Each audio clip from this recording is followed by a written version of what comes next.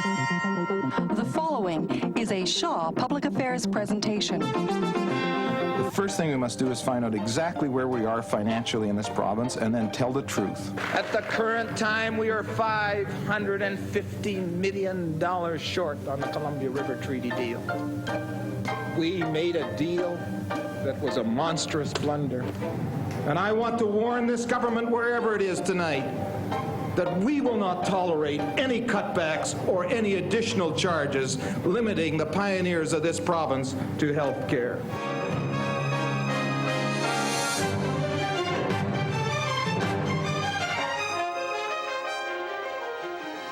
And good evening and welcome to Voice of BC. I'm Vaughn Palmer and a special show tonight. A few weeks ago we did a show that looked back at the Bill Bennett time in office. I got some emails from people saying they enjoyed the look back and could we do a couple more shows like that. So tonight I'm happy to say we're able to do another one. The Dave Barrett government is the subject tonight. And the man himself is here, Dave Barrett. Welcome to the show. Thanks for being on. Thanks very much. Can I have some pictures of me? That's a great pair of sideburns you're wearing in one of those shots there. Yeah. That's great. But I'm looking at the statement of votes from British Columbia. This is published by the Queen's Printer, September 12th, 1960. And you're elected to the BC legislature. You must have been in high school. Well, that's very, very nice. I was just 29 years of age, and fired from your job as a social worker? Yeah, as well. It was more than that. I had a very senior position in the corrections branch. I was fired because I spoke out against the prison system at a professional conference, and it was a series of events led to it that ultimately got me fired. Go into a general election, defeat a cabinet minister. Yes. It was, I don't know how to explain it exactly. I think it was just an ingenue who was walking through this whole process thinking, well, here's my case, and this is what I'd like to do. We also had a very young family. We lived in the community of Haney at that time. It's now Maple Ridge. It had a solid core of support for the CCF in the Coquitlam area where Erhard Regier was a federal member. It was the upper Fraser Valley that was the difficult part on the North Shore. Mm-hmm. I spent a lot of time campaigning there. Had some really wonderful people supporting me, and the fact that I had been fired immediately gave me, identification. I'm sure everybody got fired voted for me, but I don't know. But anyway. You get into the legislature in 1960, and, I mean, W.A.C. Bennett is there now. Is he as formidable at that time as he seems when you look back in history? Well, I think everything is relative. When you lead a powerful majority, you can be formidable if you're brilliant or an idiot. You've got the majority. In those days, we never had a question period. Right. No answer? No answer, no record of the debates. Some nights we'd sit right through to 3, 4 o'clock in the morning. It was referred to by some of the pundits as legislation by exhaustion. The speeches became very slurred in those early days for a lot of reasons. Yeah, and exhaustion, no doubt. Partly. In any event, it was a Wild West experience, and probably the only jurisdiction left in the British Commonwealth that didn't have a question period and a Hansard. And you put in 10 years, more than 10 years in that legislature, and then you become leader.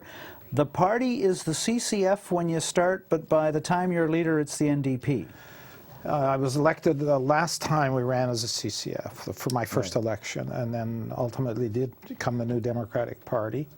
We won the election in 1960, and or in 1972. I'd been an opposition member for 12 years.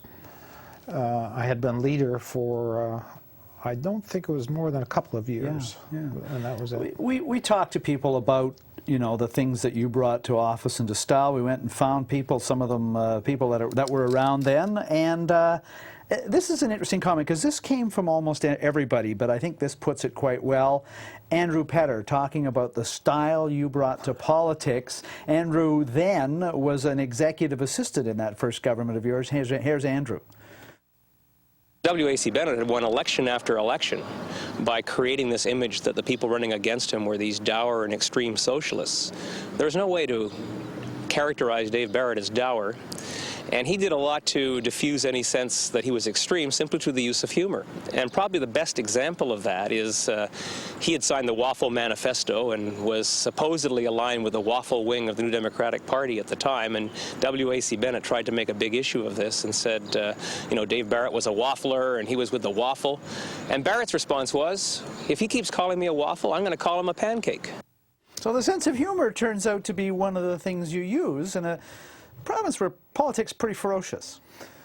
It was ferocious, but let's get real here. We're human beings, and the Premier, W.A.C. Bennett, used jingoism, and what politician doesn't, in a manner to point us out as dangerous Reds. At one point he called me a Marxist. I said, which one, Groucho, Harper, or Zeppo? And so it led to this pancake thing. And what I added to in that statement, as I remember correctly, I said, if he keeps up calling me names, I'm going to call him a crepe Suzette. And knowing how he feels about Quebec, he's going to really get upset. So it became the theater of the absurd, defined by W.A.C., extremely successful, historic figure in this province, was rigidly locked in to that same pattern of calling us dangerous and everything else. So I decided, well, this is ridiculous. In your own book on that memoir, you talk about that campaign in the summer of 1972. W.A.C. would normally call an election in the summertime, end of August. And you talk about how you campaigned in the province and never let on you thought you could win. Well, especially when I went in the interior, you have to understand that I'd only been leader for a couple of years, although in the early years I did spend a significant amount of time inside the party, traveling around the province. Then when I became leader, I bought an old second-hand Volvo and did a tour of the province. And I went to areas that I had not been to before, and I went to areas where people had not seen a politician before. And I began to realize that there was a desire for change, that there was no great mounting animosity to W.A.C. Bennett, but there was a certain animosity to the rigidity of the policies. So coming back off of that tour, I said to my colleagues, no one is to suggest that we're going to win, because Bennett has convinced everybody that if we're going to win, they're down the tube. I said, all we must do is continue to repeat, strengthen the opposition. I stayed out of the Lower Mainland because the large urban area largely doesn't make up its mind till later. It's more thoughtful in the rural communities. And at the end of the campaign, I wound it up in Vancouver. I knew that we were going to win, but I then said, we didn't have pollsters. We should point that out. There were no opinion polls. No opinion polls. No reporters polls. actually had to go out and interview people to find out what the heck was going on. Yeah. Well, Bennett, I mean, they had polling in every issue. Yeah. And No public polling. No public It was polling. illegal, right? Yeah, well, okay. Anyway, I knew that we could win on the basis of strengthening the opposition. And of course, everybody, which is very unusual with a large number of people running in the party, to quietly accept that, okay, we're going to strengthen the opposition. And on election night, we won more seats. The other factor that must be understood is it was the first time since the demise of the coalition and Social Credit was born, which was 20 years. 20 years, and which was really a rebirth of the coalition to stop the NDP. There had been no one to split the vote up till 72. And Darrell Warren ran for the Conservatives, a fine fellow. He just unfortunately died recently. And he did a good job. And we got the highest vote we ever had as a party. We went from 34 to 38. But with 38% of the vote, we won 38 seats.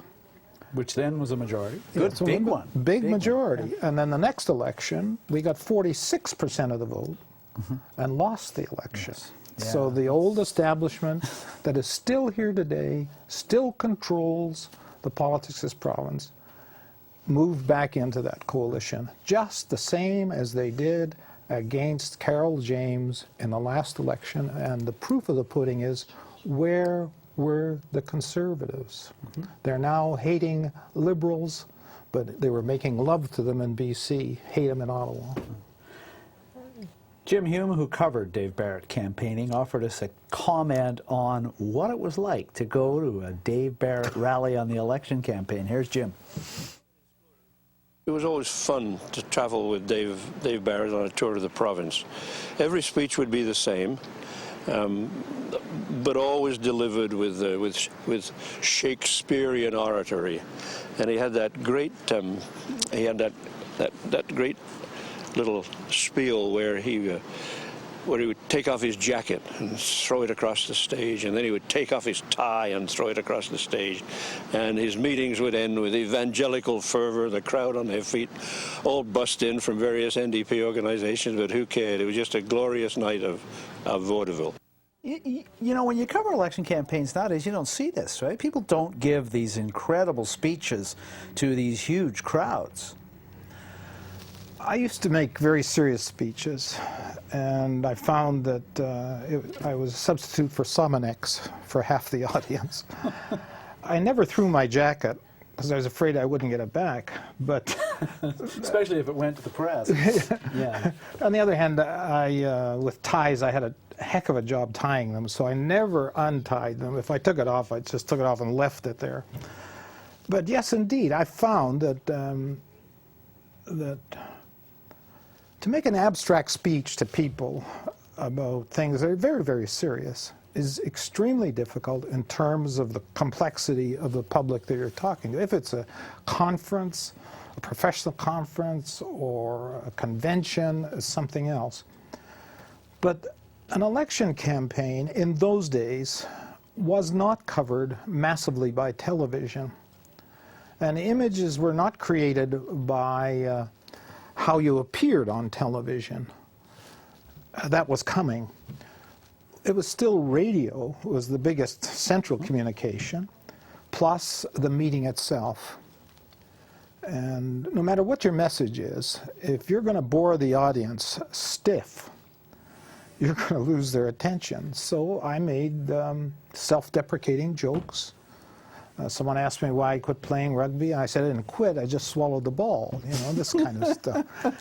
But it was a method of communicating. I am a social worker, a group worker actually in my own profession. And this was sort of the style I used when I worked with groups. And it expanded itself in politics. And then I could slip in the message. Then I can just calmly say, at some point, this is what I really want you to think about. We asked a bunch of people that know BC politics from a bunch of angles about legacies, and we're going to go through some of these in this show. But one of the really interesting comments we got was from Bob Plecas, who just wrote the book about Bill Bennett, and he reflected on this astonishing thing that happened in 1972, which is a political party that had been waiting 40 years to take power, takes power. Here's Bob Plecas on the Dave Barrett legacy. I think when people look at the Barrett government, if you happen to, as I do, believe that the province is better if we do switch between political parties who are running the province, I think you look at the NDP and realize that they were around as the CCF and the NDP for 40 years and then finally won an election, and they won it with Dave Barrett. And I think people remember the Agricultural Land Commission and ICBC, but I think his most important contribution was teaching the NDP how to win an election in this province and going out to do it. This is a party that had made its name in opposition that suddenly wins an election. It must have been an incredible feeling, first of all. Well, I'd like to think that it was all me. Yeah. The fact was the vote was split. Yeah, no, I know you're saying that, but And still. it is still split today. Carol James would have won the election had the Conservatives run. The Conservatives were in bed with the Liberals in this province, and they're both funded from the same source. So people have to understand it's not a really big difference. It's the corporate structure that has dominated all of the policy in this province except one single occasion, and that's when the one incident of nationalization took place in this province, and that was under W.A.C. Bennett when he seized the BC Electric Company. So you end up as Premier of the province, and you're just not quite 40 years old yet, right? 1972? 1972, I was going to turn 42 in October of that year. So a young man, and everyone's still in shock when you become Premier? Well, my mother wasn't in shock. Others were. I knew we were going to win. Yeah. I knew that, as I mentioned. When we had our first cabinet meeting, one of the things that was discussed, are we here for a good time or a long time? And I think it was Williams that asked the question, and I said we're here for a good time, because we're not going to be here for a long time. And we passed over 300 pieces of legislation, most of which are still there, or memories of it still condition things. So when people say to you, you went too far too fast, your answer to that is you knew you were not going to be able to get all this done and not pay a price for it. I knew that the vote would not be split again. Right. I mean, it would be split again. And if you look back at the time I called that election, no one else suggested I do it. I made my own decision, and I'm responsible for the defeat, or I would have been responsible for the victory. Trudeau had brought in the wage and price control. This is now we're ahead to 75. Yeah. Can I get you to hang off on that? Sure. Because I got a good comment on that. You mentioned Bob Williams asking this question, who's your resource minister, and himself a major figure in all of this. We went to Bob Williams, actually, for a comment on your cabinet, and he gave us, I thought this is a really interesting insight about the Barrett cabinet. Here's Bob Williams. The style of cabinet meetings under Barrett, well, yes, I could, and I'll be frank about it. They were slightly chaotic. We had a hell of a big agenda, but they weren't burdened with bureaucrats at all. That was the wonderful part of them. No bureaucrats attended for the whole first period.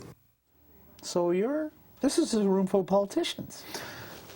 Well, I came from a bureaucracy. I understood the civil service. I had worked in it.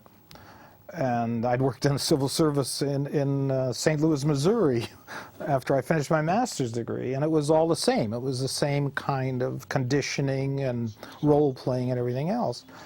We were a cabinet. We were responsible for making decisions. We were responsible to make decisions about all kinds of issues. We had really wonderful people advising us. We inherited some highly skilled people, deputy ministers under W.A.C. Bennett.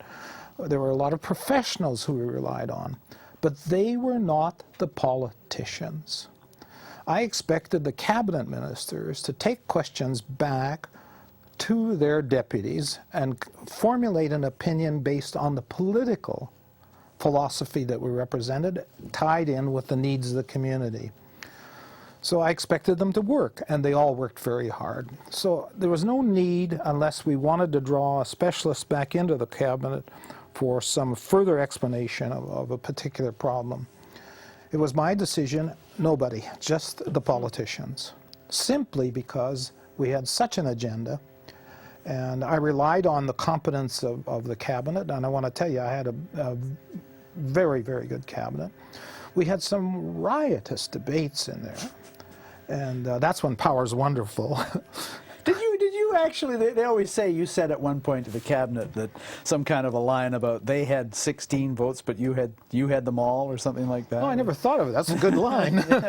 No, but the reality was I wanted production. I wanted decisions to be made. I wanted the time to be used. I didn't want to go into the nuances and should we do this or should we do that. The reality is this is what we hope to do. what we promised in a campaign, let's do it. For instance, Bob Strachan did a fantastic job setting up the Insurance Corporation of BC. The insurance companies irresponsibly left this province, walked away.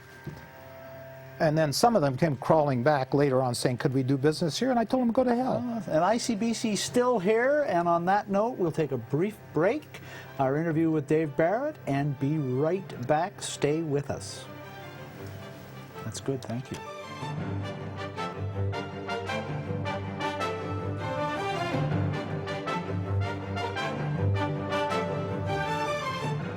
If you wrote anything or said anything on the air Dave Barrett didn't like or disagreed with, you'd get the phone call from Dave Barrett. You wouldn't get it from a flunky. You wouldn't get it from a PR man or a front man. The phone would ring. You would answer it and would say, this is Dave Barrett. Never Premier Barrett, by the way. This is Dave Barrett.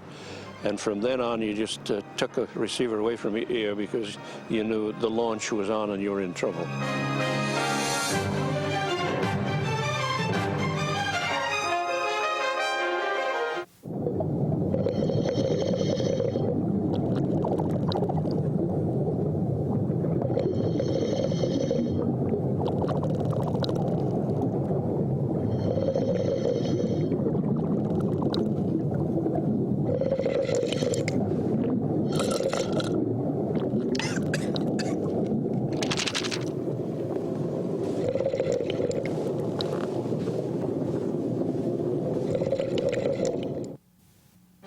If you would like to contact us at Voice of BC, write to us at 431D Menzies Street, Victoria, BC, V8V2H2. Fax us at area code 250-361-4821 or email us at vobc@sjrb.ca.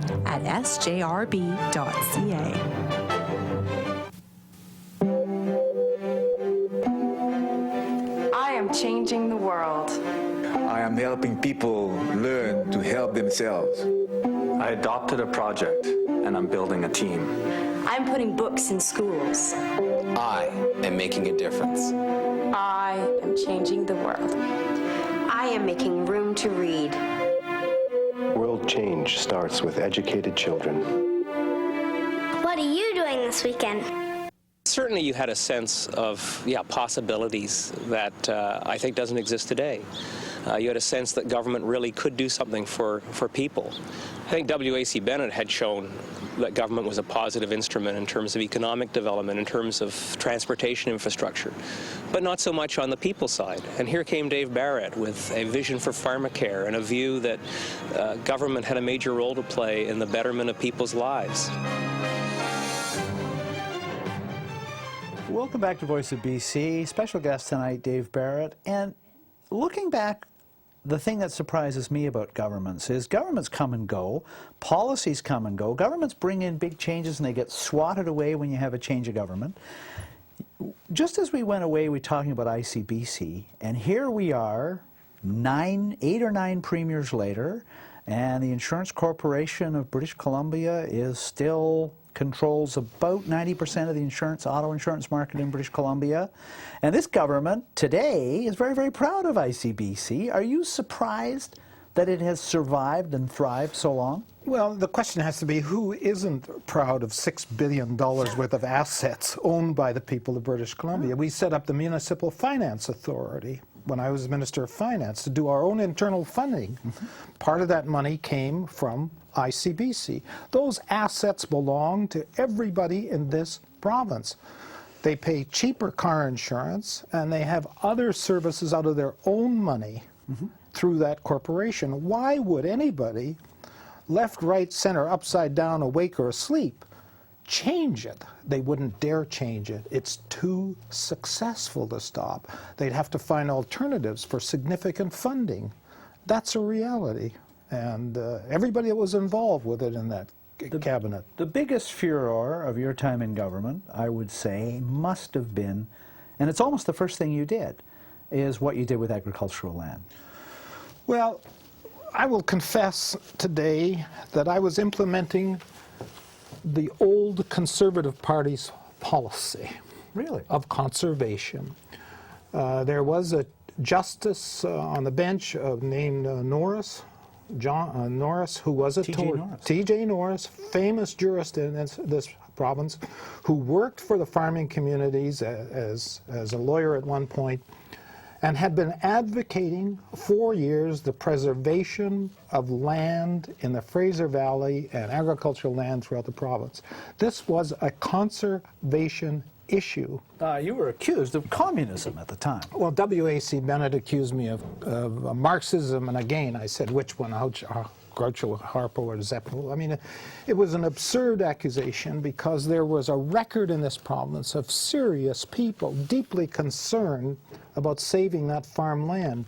Ironically, once it was done, and once the hysteria died down, it lasted up until this current administration that is going back against the consensus and the goodwill consensus around saving farmland that lasted all these years. Vancouver just got another international award because of the green belt around it.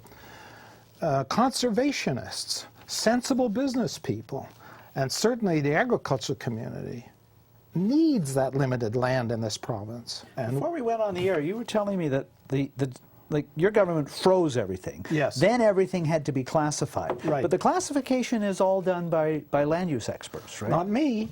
Not me. I mean, we called in the best experts we could put together. We said, you know, hurry but slow. Right. Review everything that's been frozen, stuff that has been frozen that is useless as agricultural land, recommend to remove it. We want your recommendations on how we preserve the #1 A-class land in this province.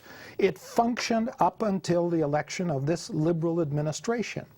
And I'm not going to say anything more than they have destroyed the major profession's responsibility in deciding which is good land, and politics has interfered and land is being removed. And that is a serious, serious mistake, because once somebody gets their land removed, greed takes over and others want their land out too. It's a serious, serious mistake. I invite people, because we're not going to do a whole show on the current thing. We're looking back at the Barrett government, but I invite people to go onto the website of the Agricultural Land Commission and look at the biographies of some of the people that are being appointed to the Land Commission. If you look carefully, you will find there's at least one person on there whose biography lists them as a background in the insurance industry. They don't seem to have any background in agriculture, and I can tell you that person is a former Liberal riding president. Well, you know, everybody can produce manure, and that's important for the agricultural land, but it's not a way to make policy. So people who covered your government tell me that the protests here in the capital over the creation of the Agricultural Land Commission are some of the strongest, most outspoken protests we've seen in BC, and we've seen a lot of protests. Yeah. Well, they were pretty wild. At one point, the security people from the RCMP were concerned about what was happening, and I was advised, you know, not to go out to the audiences. And it wasn't an order or anything, it was just a suggestion. And there was a huge rally out on the lawn of the legislature. And I had just been discovering how to use television. And I went out, and they were screaming terrible things, calling me names and everything else. But they were the backdrop, and the camera was on me. So I stood up and waved, and I said, "Thank you all for coming, and I welcome your support." And they were going bananas and screaming at me, and it was over. It was over. I wasn't going to back down. I went out and said again why we did it, and that was it. If you look back, people will see this Dave Barrett government got a pretty rough ride from the news media. We got an interesting comment about that this is not from a New Democrat, this is from one of Dave Barrett's opponents, who was then the leader of the BC Liberal Party, David Anderson, and here's David Anderson on the media in that area. Let's not forget the media during the era of W.A.C. Bennett. back there in the 60s and 50s wasn't any great paragon of virtue either. There was a lot of media positions. Newspapers would simply refuse to cover certain candidates if they were of the wrong party or the editor didn't like them. There was a fair amount of personal involvement of the media in the political process, perhaps more than would be accepted today. Perhaps not. Well, David Anderson, is that him? Yeah. It's true. The Liberals were pushed aside too, as we were, because the major newspapers supported W.A.C. Bennett, and for whatever reason, perhaps owner interference. I wouldn't suggest that the media's But your government took one ferocious ride. We took a ferocious ride from day one, and I didn't anticipate, frankly, that it was going to be that bad. Really? I was a little bit concerned they were reaching into private lives a bit. I don't know if I want to talk about this or not, but one of our kids was being criticized by a teacher in a classroom. I won't say which school or which one of our kids. And Shirley, your wife, yeah, went down and talked to the teacher, and that was the end of that. But it was a reflection on the hysteria. There was a real deep hatred for what is called social democrats in this province. One of the strongest supporters for us in the industrial sector was Gordon Gibson Sr., who was magnificent. He was out of the House then, and on a number of occasions he came out publicly attacking the media for what they were doing. And he had been leader of the Provincial Liberal Party, as his son Gordon Jr. was leader of the Liberal Party. Well, actually, McGear was leader with Senior. But Gordon Senior had been prominent in the Liberal Party in the 50s. Yeah, that's right. It was Gordon Gibson Senior, and again, Gordon Gibson Jr. did not walk across the floor. No. But it was, I think that was part of the beginning of breaking the ice on this thing. Some of the things that were said about us, so I turned a lot of it into humor as well, But it was very, very negative and unnecessary, but it seemed to be the jingoism of the day. So we went to some people and asked about your weaknesses as Premier. And here is, you're going to love this one, John Mica, who was a ministerial assistant, I guess, or a staffer, later went on to sit on Saanich Council, I know, for a while, also I think worked in the press gallery for a while. But here's John on Dave Barrett's weakness. He wasn't cold-blooded enough.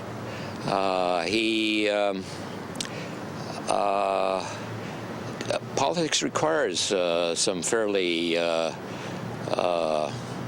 rough things to be done by government at times, and that was very difficult for him.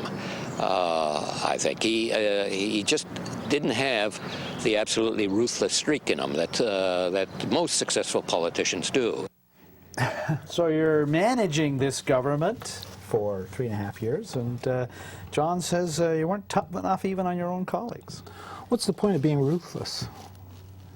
I don't see any gain out of that. When you start becoming ruthless in the probably accepted culture of corporations or any responsible job, and you define it with rebuttals, and especially in front of other people, well, no human being should be treated that way. If I did have a complaint to make, I saw people privately, and I expected them to respond to me in the same way I responded to them. I can understand what John's saying, and I know others were concerned about that. But the bottom line is we're human beings, and screaming, hollering, sometimes I did it. Sometimes I didn't even make any sense to myself. But the reality is that there are other people involved here. You don't crush people. You express a difference of opinion, and if you're a boss, you have to say, this is the way I expect it to be done from now, because you don't anticipate all the mistakes. I took the responsibility for the mistakes because I was the head honcho. But at the same time, I quietly said to others, I did have to fire one cabinet minister once. And it was very, very sad personal matter. It was Frank Calder. And if you want to look at it further, you can read it up in the newspapers. Ultimately, I did not get the truth from Frank about an incident, and as a consequence, I said, sorry, Frank, I can't have this. And that happened. We asked David Anderson a bit about some other aspects of the Barrett government, and you know, this is coming from somebody who was sitting there on the opposition side in the House, and I'm sure was pretty hard on that government. But here's David Anderson on Dave Barrett's term in office. At the time Barrett took over, there was talk of Mr. Barrett and the NDP being government for 12 years, 16 years, maybe 20 years, like Mr. W.A.C. Bennett. There was none of that. What happened was, once they got in power, once they started to make some changes, some of which were very important and necessary changes, they tended to create constituencies who were affected or who were fearful. And the big problem with the NDP was they tended to make more people fearful than was needed and necessary, and therefore it became pretty obvious in the last year that it was going to be a likely defeat. But the vote actually went up, didn't it? The vote went up, and then again, as I said, the following time we went up to 46%. We had difficulty interpreting Pierre Trudeau's policy at that very moment of wage and price control. Mm-hmm. I raised a high level of anger with the Prime Minister, who I got along with very well and I liked very much, but we had some pretty wild fights, I admit that. He brought in the wage and price control, and only half was implemented, the wage control. So we started to move to freeze prices in this province. And it led to all kinds of hostility and everything else, plus the cumulative fact that the economy federally was in a bit of a dive. And I made the decision, and the caucus, I made the decision that we're going to bring in price control too. And that caused a hell of an uproar in those last few days. And you're in the middle of, there's some labor disputes going on. Some labor disputes. I ordered some unions back to work. They were shocked. It was a long strike in the forest industry. I met with them. I said I wanted it settled in 30 days. They did not settle it, so I ordered them back to work. Every one of the ridings where the forest industry was a factor, i.e. the working people and their families and those constituencies were union members. The wives all voted for us in those ridings. We won every one of those ridings back. You call an election and you lose, there'll be a list of people stretching across the horizon that'll second guess you on the decision. You've already heard Dave Barrett say he takes responsibility for calling the election in '75. Interesting comment on that call here. Again, he's now Dean of Law at the University of Victoria. In those days, he was a staffer in the Barrett government. Andrew Petter. Here's Andrew. There's so much Monday morning quarterbacking around the decision to go in 1975. It was probably a mistake to think that the government would benefit into the election from the labor legislation it had brought in. I think that created a lot of difficulty within the Democratic Party. On the other hand, I think the fact that Bill Bennett had successfully reunited the right really was the writing on the wall. So I don't think the government would have done better had it waited. I think it would have had perhaps another year to govern, and that would have been the major benefit of having waited a year. Do you ever regret that decision? I haven't made a decision in politics that I regret. I regret some other decisions that I've made as a professional social worker earlier in my career. Mm-hmm. I wish I knew more than what I had when I was first set out to be a social worker. And that's another story. But the decision was mine. The Liberals had crossed. You should read some of the vilifying speeches by Pat McGeer and others who walked across that floor and joined those people. Mm-hmm. McGeer wrote an entire book about it. Well, whatever. They walked across the floor, and I think most of them took their conscience with them. I'm not sure. Mm-hmm. We'll take a brief break on Voice of BC. There's still another segment to go with Dave Barrett. Stay with us.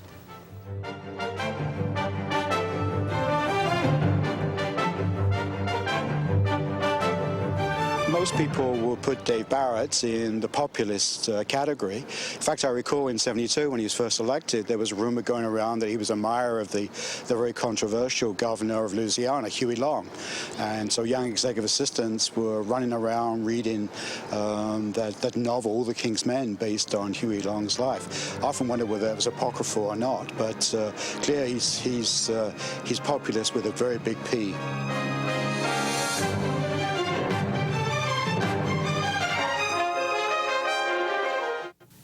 Remembering is difficult, but even more difficult if you have Alzheimer's disease, a disease that affects the brain, erases memory, and eventually takes life.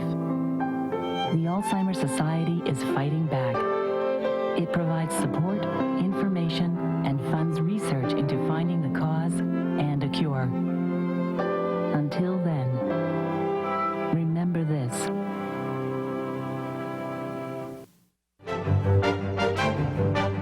Miss something on Voice of BC? Catch an encore presentation of this show on your local Shaw TV. If you live in the Lower Mainland, Voice of BC rebroadcasts Saturday morning at 10 and Sunday at 3 p.m. On Vancouver Island, watch Voice of BC Saturday at 10 a.m. and Sunday afternoons at 2. To find out when Voice of BC rebroadcasts in all other parts of the province, please contact your local Shaw TV.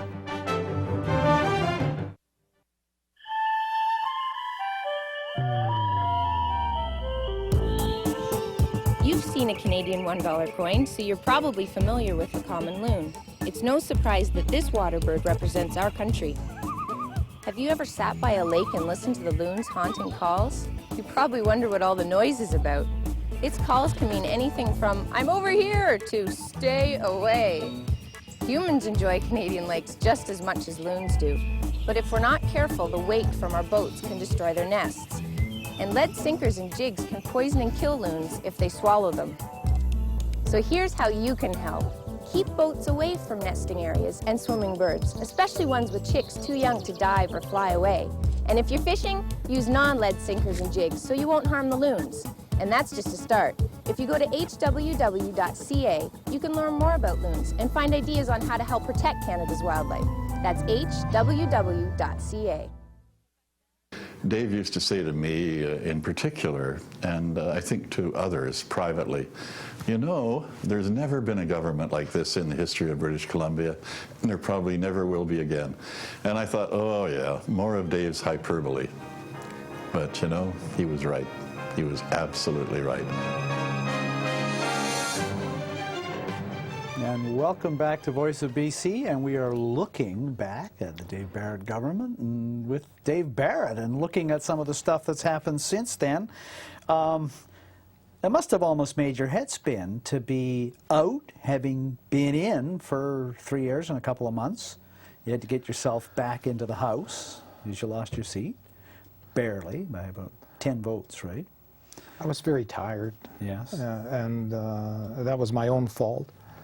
I was young and full of whatchamacallit and vinegar. Mm-hmm. And I realized that I had not paced myself. Mm-hmm. And Shirley and I went on a vacation in Mexico.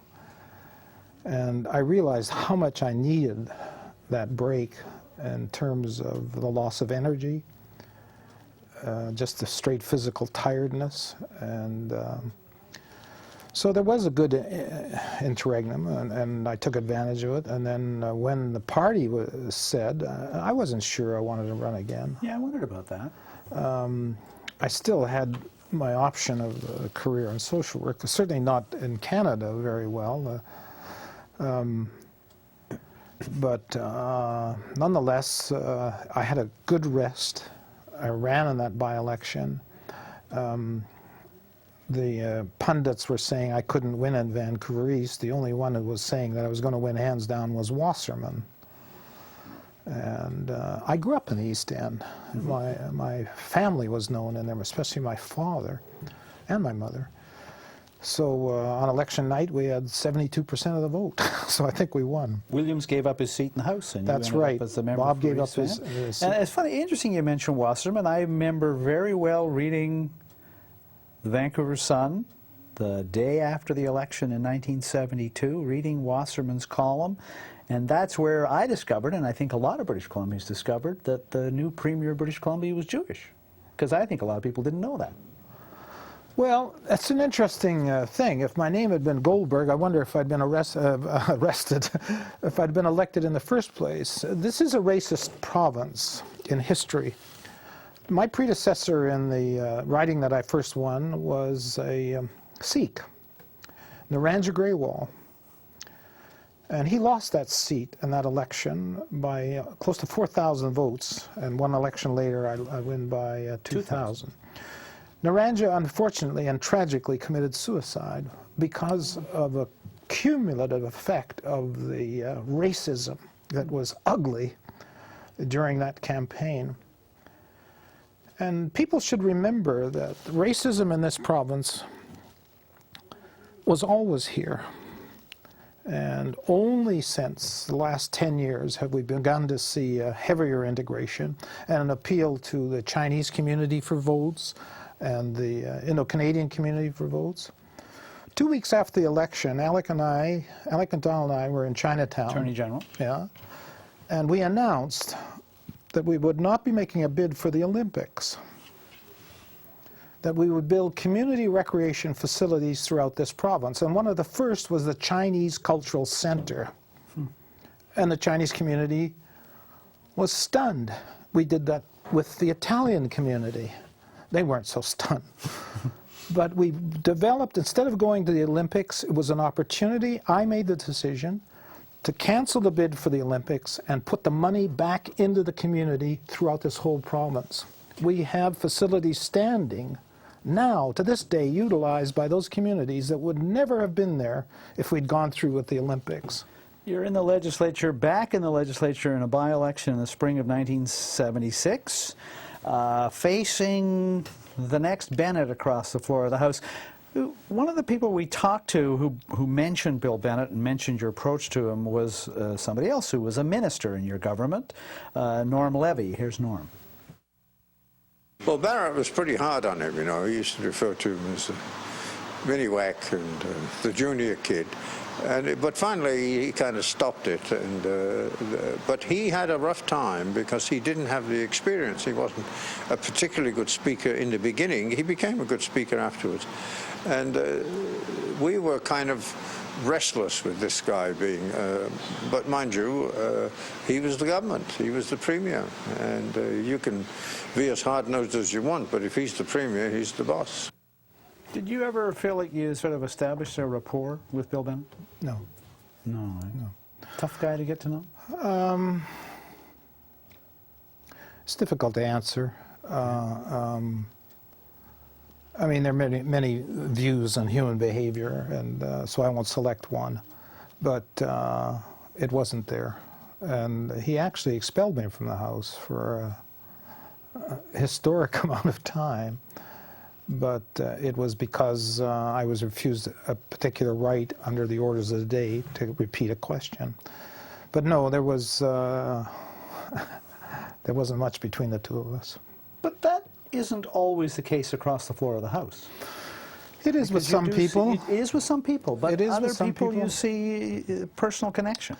Well, towards the end, I mean, I'm going to make a revelation.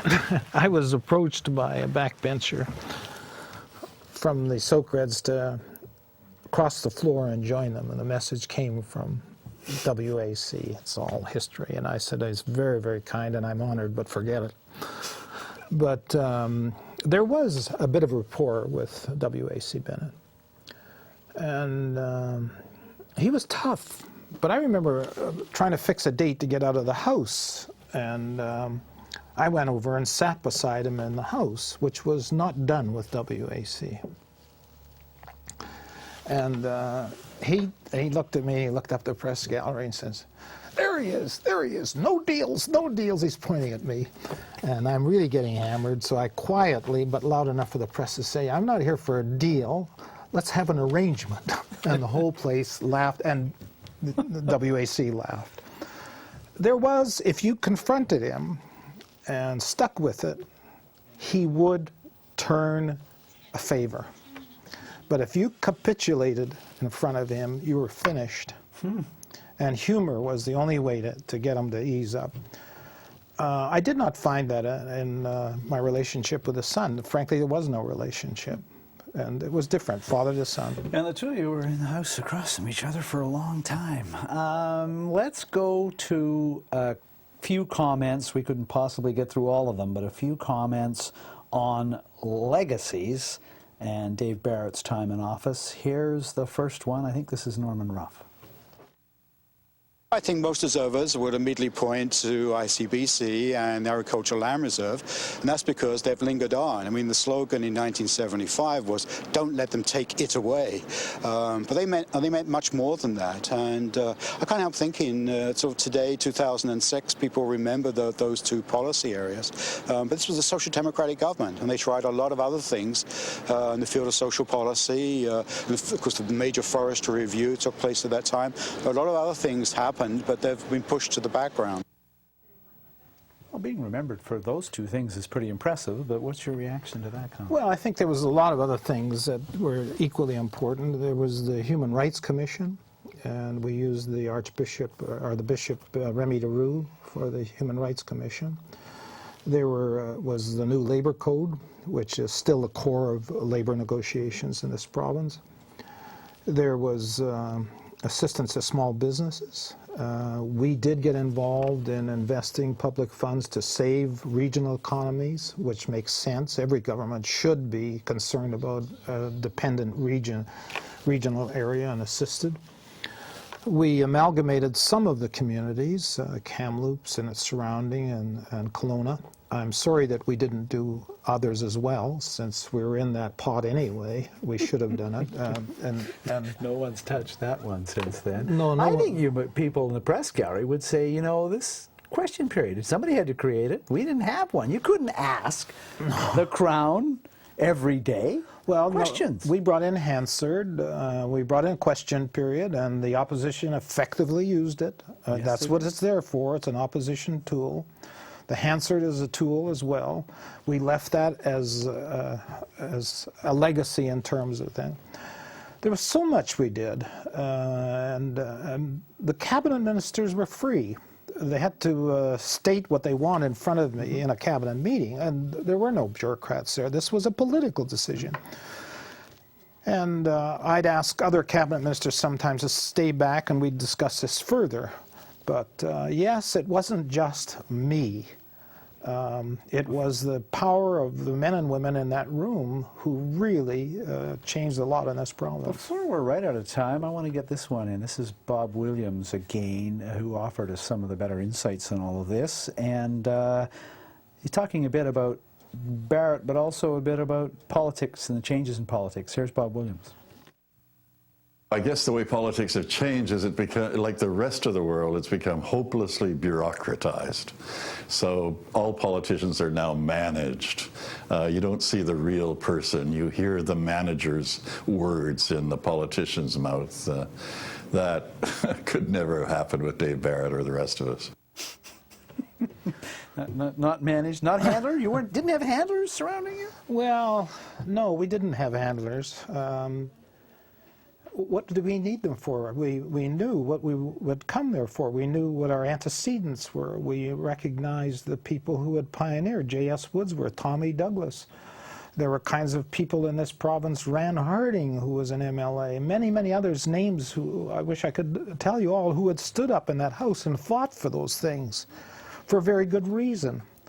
And this was what I defined once as the end of the cloth cap socialists. We were the spoiled kids. We were all sent off to universities and had the privilege of post-secondary education, which would have never been endowed to us except for the historical events of the Second World War and the post-war season. We were the the prodigal sons of a previous generation of cloth-cap socialists. But I gather, I mean, this is a show looking back, but I'm told by New Democrats you went on a speaking tour of British Columbia last spring for Carol James. You were one of the more effective fundraisers they had, and you got them going in a bunch of ridings. So you're still out there campaigning some days. I'm very much in love with my wife. Let's get that straight. And my family. I was born here. I've had an incredible life because of the parents I had and the historical times that I was raised in this province. This is a unique part of Canada. Canada is a wonderful country, but British Columbia is the best province. It has everything potential to be a paradise on this earth. No one should be left behind. No child should be left behind. No elderly person should be left behind. This province is wealthy enough not only to share with other Canadians, but to provide for our citizens in education, health care, public safety, and long-term security. What's wrong with that? Nothing. And I had the privilege of leading a group of self-minded men and women into that government. Yes, we accomplished a heck of a lot, but it was the pioneers in this province who set the stage for us to come in. One last comment, maybe we can get this one in before we go. Bob Williams again. This is an interesting one. To my mind, the greatest legacy of Dave and the group was that we showed how transformational government can really be with folks like we had in government and cabinet. It was a government that changed the world as far as BC was concerned, and we still get some of the benefits of it. That's still possible for government? Absolutely. Absolutely. I believe that there are elements in the political business of this country who find it in their best interests to defame politicians and to defame politics. Politicians show up in the lowest end of respectability in our society. That is a foolish mistake. If you feel that way, get off your rear end and run for office yourself. One hell of a lot of people in this country are wonderful members of Parliament and members of the legislature. They give up private life, they give up ambitions, they give up professions, and they give up job security. And it shouldn't be forgotten. We weren't unique, it's just that we intended to do what we said. That was the biggest difference. And what would you fade out on? I actually liked this comment, and I thought, even though we started with a comment from Andrew Petter and a similar theme, I want to go back to this one. The likable Dave Barrett. Here's Andrew. When I first met Dave Barrett, I was actually a radio announcer and ran a small hotline show in Nelson, British Columbia. And the impression was here was this incredible, larger-than-life character. And I think the thing that impressed me most initially, being fairly young at the time, was just how much humor he brought to bear to virtually everything he did. The ability to integrate a political message that also encapsulated a lot of humor, a lot of warmth. It's hard not to like the guy. And, you know, you try as a junior reporter not to like anybody that you're interviewing, no matter what their political stripe. It was almost impossible not to like Dave Barrett right from the get-go. Oh, I think some people did learn not to like him. I can't name anyone. Andrew, one of the other comments he offered us was he thinks there's more meanness in politics. I mean, I look back at some of these debates, and you and your opponents didn't give much quarter when you were debating issues. No.